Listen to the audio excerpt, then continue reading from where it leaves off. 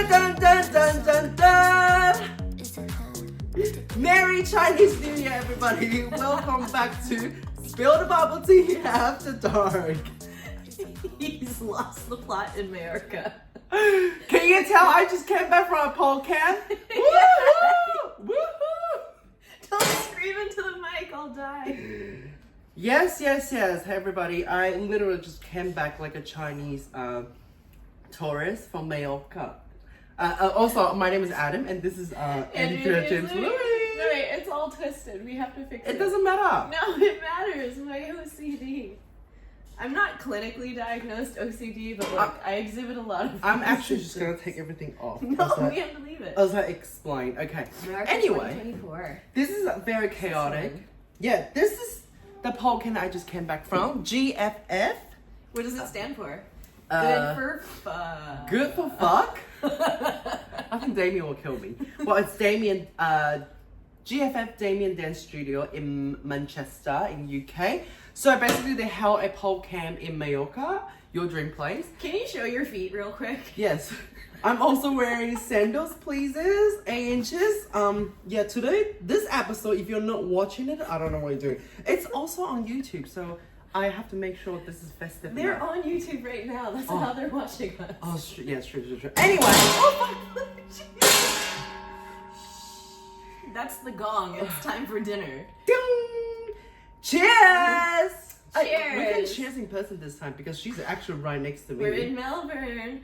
Can you please tell us what we're drinking? Because every time we're in Melbourne, he brews the tea, and I don't know what I'm drinking. There's things floating in it. It's really sweet. So this one is citrus lemon tea. Oh, good, because my With throat's black like. Yeah, and it's actually not super cold because I ran out of ice. I don't like ice. Yeah, fair enough. And mine is honey green tea because... Because he's sweet and green. No, because I need some anti-inflammatory. Yes, also I'm green. I'm just Sweet blending green. in. Today we are, I don't know why, I just feel like we need to wear something like Oriental because, you know, that's on brand, you know, bubble tea and this. But I am not Chinese. I am.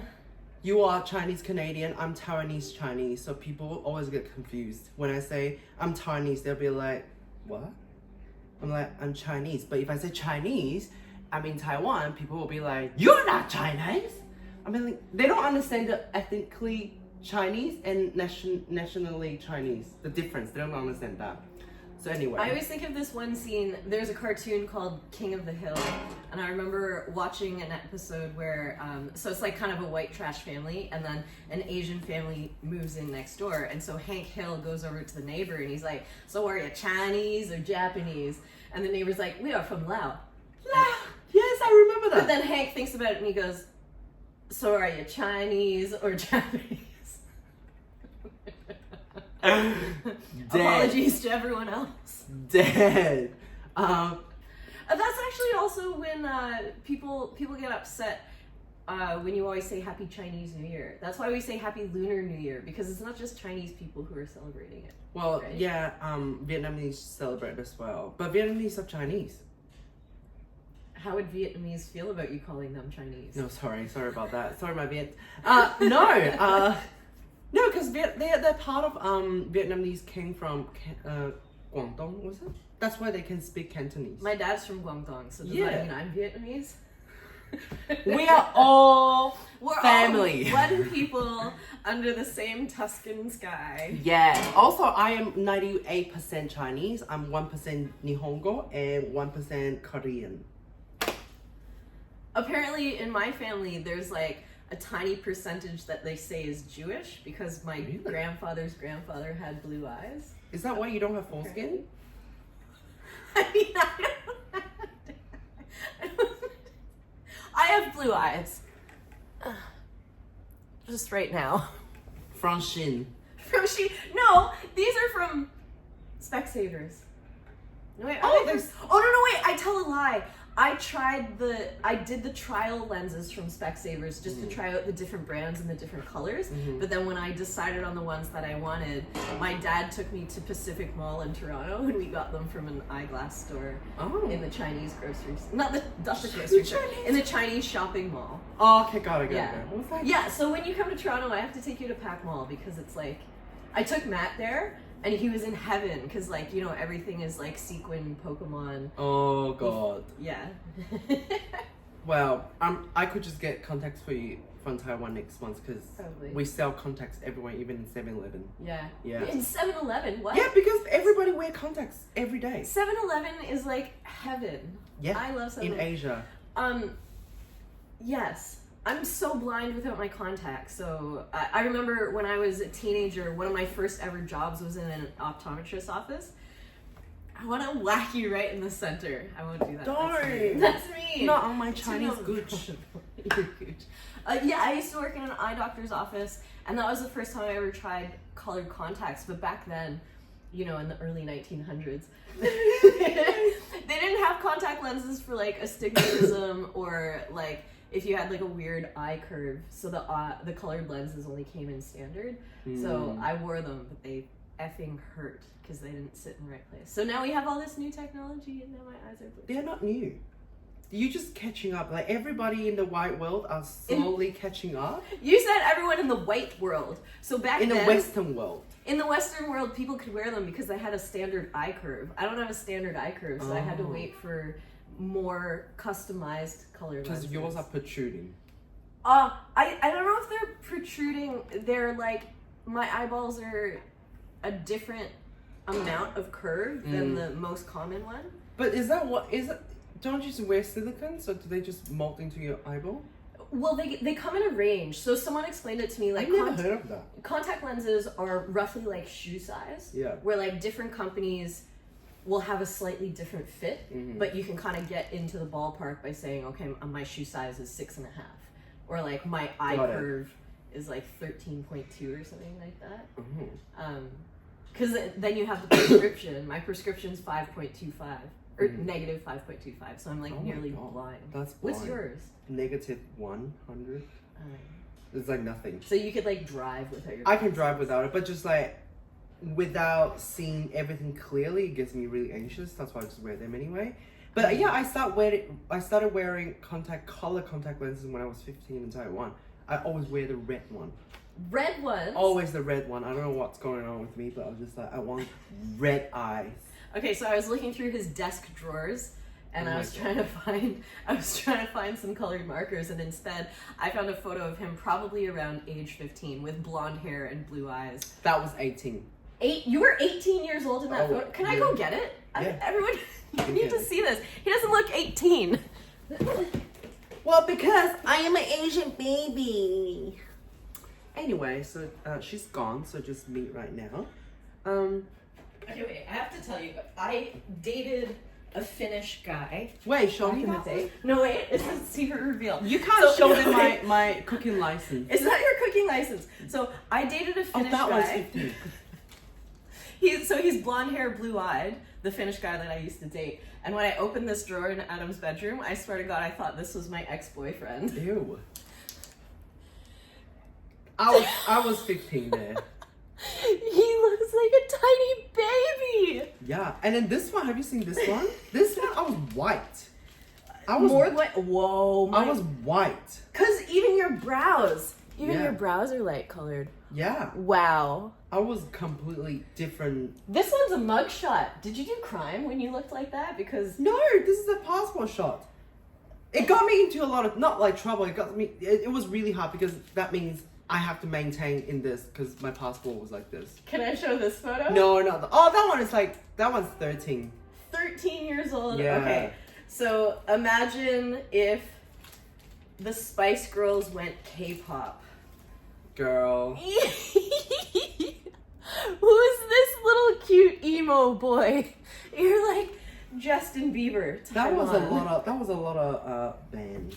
Just yeah, lots of hair. But anyway, what were we talking about today? We're talking about pole camps. Pole camps. So this is a recap. If you haven't listened to our main episode where we talked about, you know, the budget for pole camp, what to expect, what instructor you want to learn from, what destination you want. And today is just a recap of that. And since I only just got back from Majorca, Spain. Like yesterday morning. He came home yesterday morning, slept from like 8:30 till 6. Even early. No, we first fell asleep on the couch when it was light out, so it would have been like about 5 p.m. Something like that. And then I got up for a little bit because I had that phone call with my acting class. Yeah. And you were sleeping the whole time. Yeah. I didn't know why was she sleeping. She didn't even fly. I was recovering from a circus show. It was a lot of hard work. Oh, fair enough. No, it was not hard work. It was so much fun. Like my act was only 4 minutes long, but majority of the act was like using all of the cast members in the show. Yeah. And it was so much fun. Okay. Yeah. It ended in a big hellscape orgy. Oh. Okay. I just posted some photos of it. I'm pretty proud of it. Yeah. It was a really fun one. We love that. Okay. You know, the reason it was so fun is because I didn't feel like burnt out, and you know when you get a glitter crash after the show. But I'm not feeling a glitter crash. That's I just good. like napping. Because it was a short like little act.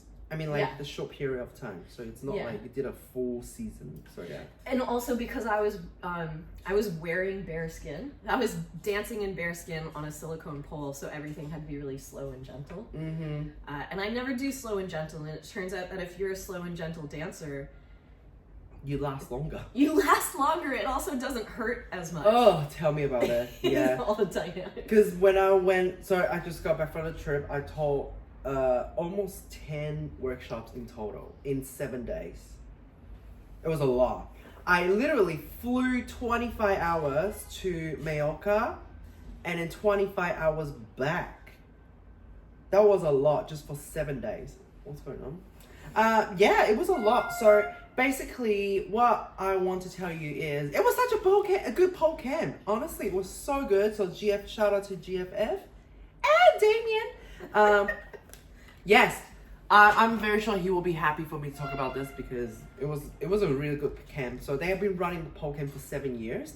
And it was funny because a lot of students, they're all his regulars that go every year to Majorca, or he does in Tenerife as well.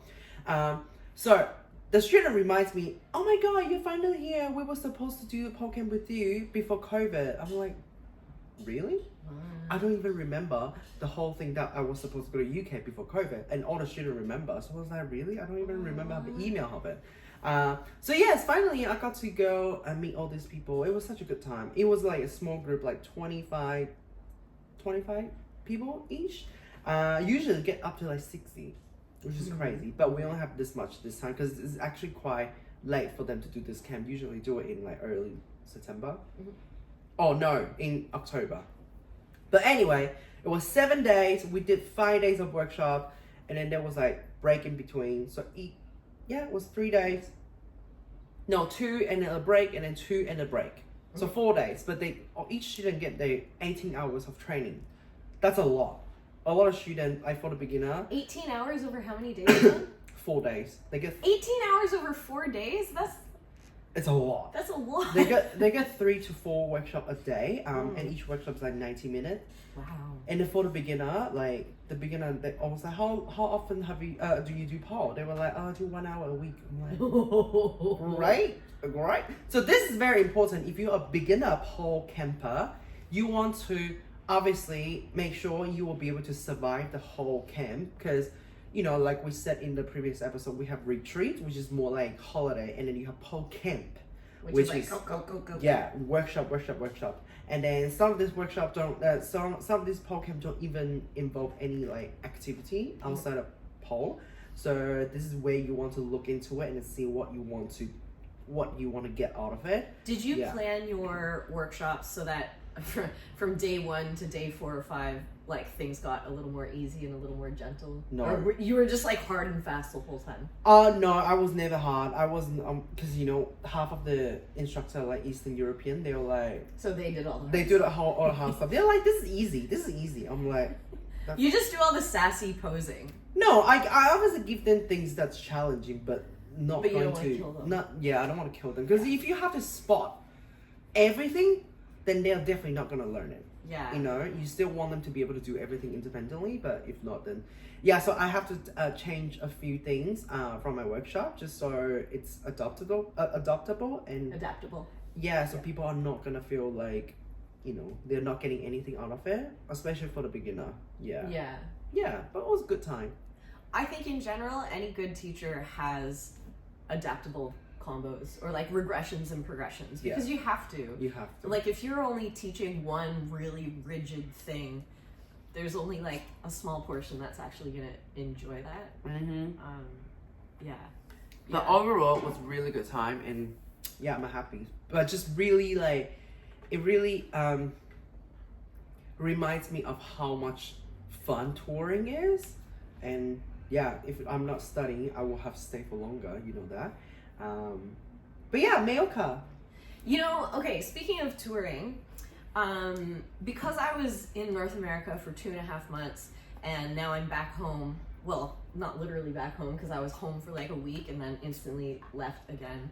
And I was talking to Steve about it because I've really been missing home and like missing the comfort and safety of just being at home and lazing around a little bit. But that's in direct conflict to all my instincts to be really productive and like go on adventures and stuff like that. So I'm kind of in this process right now where I said to Steve, I want to be at home for the rest of the year. And he kind of reminds me like, you know, this is the life of a performer and you're a traveling performer and it's just kind of what you do. So we have to figure out how to manage the time away. And then already he and my dad have started planning a trip for me to New Zealand. Oh yeah.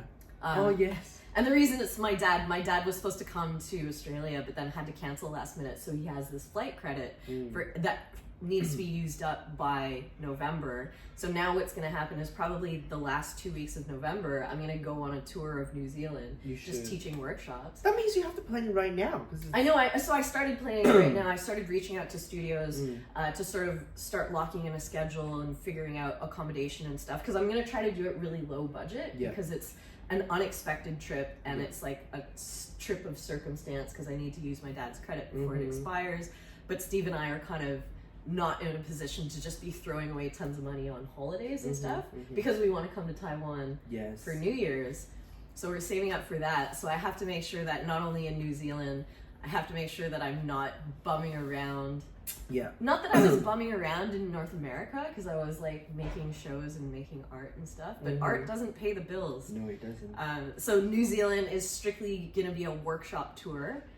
And I'm really excited to go around and like meet people. Some people I've met in Australia, but it'll be nice to see them like in their hometowns and just meet a bunch of new people because I've never been to New Zealand. Yeah, it's beautiful. It's really beautiful. I think it's a good season to go as well because it's not too cold now. So yeah, okay. Yeah. So I'm gonna go end of November. What cities and what studios did you go to? I only been to Queenstown. I went to Stars. I should move here in Byron Bay now.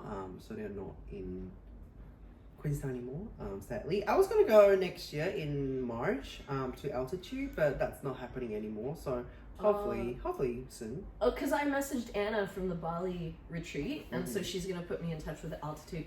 I was Googling them, and they have so many locations. It's crazy. Yeah. So I think I'll definitely spend some time around Auckland. And then I want to go to Hamilton because I don't know if you remember Laura Lockhart from Blackbird. So she runs her own studio in Hamilton now, and she and I have been performance coaching online.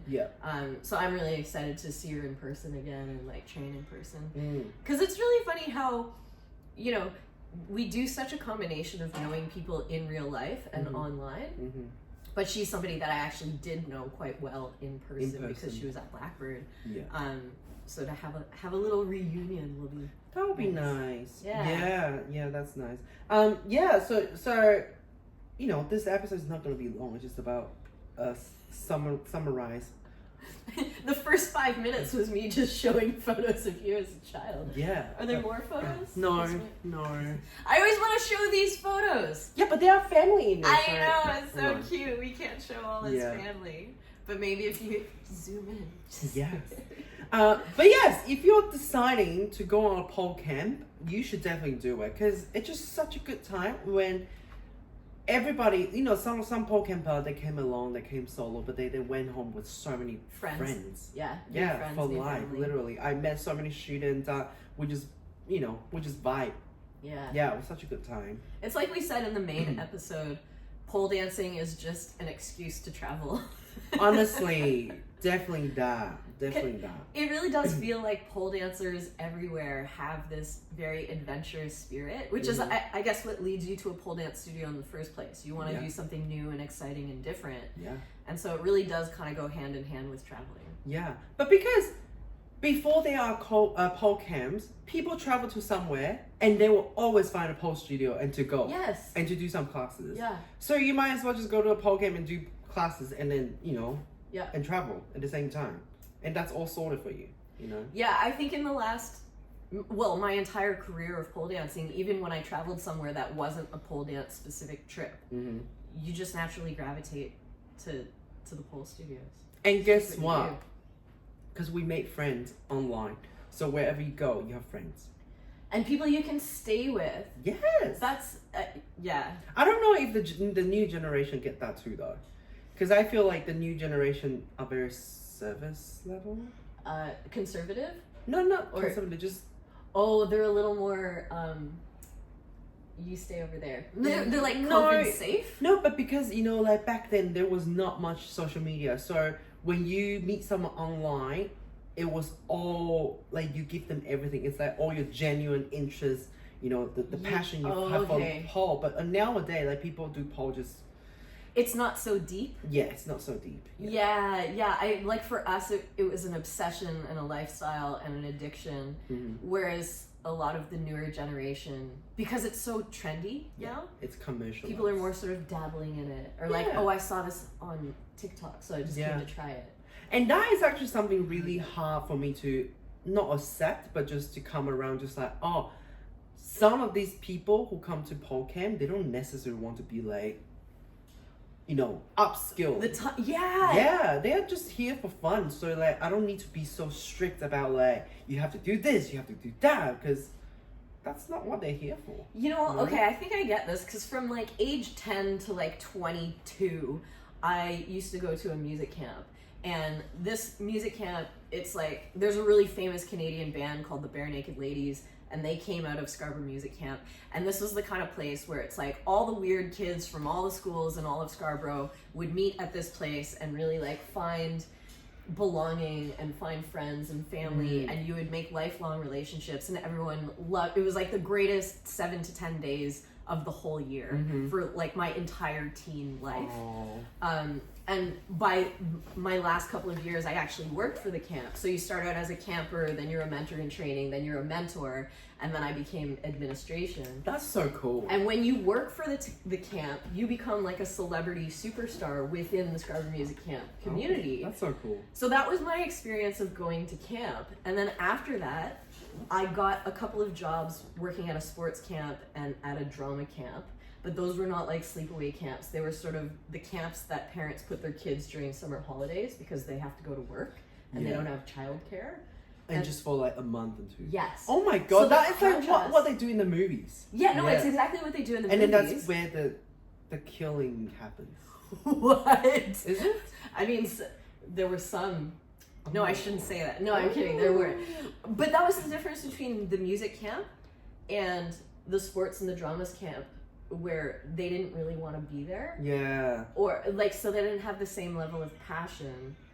And Camp Rock. Yeah. Yes, it's exactly Camp Rock. That was my growing up experience. Really? Yeah. I was gonna say that. But then as I got older, it's like they didn't have the same passion for it because they were not choosing to go. So it's slightly different, but I know what you mean. It's like they're not as obsessed or passionate. Yes. I feel like for pole camp, we can definitely do another episode in the future and then get someone else who teaches at pole camp or who runs pole camp as well, just to get more insight, you know. And like I said in the main episode, I don't know if I said it, I'm planning another pole camp with 2 other instructors. Yeah. Yeah, I'm very excited. But you still can't reveal. I can't reveal it. Okay. But Stay tuned. It's coming out Stay before tuned. Christmas, hopefully. Yeah. So. You will, okay. Camp Rock! We could get, cause you know, École de Pole always does like the Gold Coast camp. Yes, done that one. Then of course. They do Phuket as well. Yes. Yes. Also, ages ago, Elle Dozemet said that she wants to be a guest on our Who? podcast. Oh, Elle, yes, Elle. yes. And Elle organizes, would you call that like the APC Pole Expo. Expo. That's the word. Pole Expo. It's not an expo. It's not a camp. It's an expo. So yes, if you have any more questions about pole camp and what other pole camp that you, oh my god, we should get someone and do a review of pole camp. Like a camper or an organizer? Or Organizer. an instructor? Well, so I'm doing a pole retreat. It's called Pole Retreat on Instagram. She's a camper. She goes to all kinds of pole camp. She just go there and Does she have tons of money? How could she she afford is to do a that? princess of Qatar. Like Literal princess? A royalty from Qatar. Yeah. Wow. So yeah, Rhonda, if you want listen to this, yeah. So she's having me for next year for Tokyo and then another one. I can't tell you yet. But she's doing all this pole camp next year, which is very exciting. And she does pole camp review. So she'll go on a pole camp and then just do the. She doesn't really do all the classes, but she's just there for the experience, and then she'll do a review. And so if you want to know more of that, What's her handle again? Pole Retreat on Instagram. On Instagram. Check it out. And yes, we should definitely get some, because I wouldn't want to review. I feel like for instructor, we don't want to talk too much about like the reviewing Because he wants to have a job. we want to have a job. That's fair. But if you know that I go to a pole camp and teach there, that means I obviously It's a good camp. It's a good camp. Yeah. Yes. So yes. If you have any more questions, please comment down below. Otherwise, follow us on Spill the Bubble Tea Podcast on Instagram. Just stay updated. Otherwise, you never know when we have a new episode. Also, turn on the bell. Apparently, you can do that here on YouTube. Comment, like, send, and we will see you guys next time. Cheers! Cheers! Is it hot? Is it cold? What the tea? Spill the tea.